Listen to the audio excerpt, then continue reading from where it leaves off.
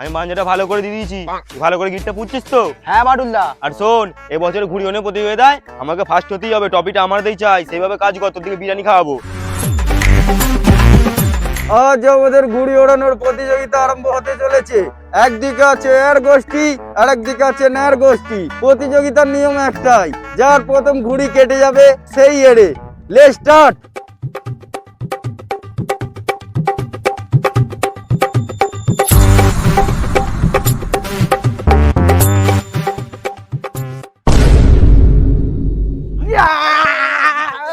শালা প্রত্যেক বছর ম্যাচ হওয়ার আগেই আমার কেন কেটে যায় বলতো? তোমাকে কতবার বলেছিলাম মাঝি দেওয়ার সময় শিয়ালে গু দাও। ঠিকই বলেছিস। এর গোষ্ঠী তোমরা জিতে গেছো, তোমরা তোমাদের টপি নিয়ে চলে যাও। বাটুলদা, তোমাকে কখন থেকে খুঁজছি, এই ভিডিওটা দেখো।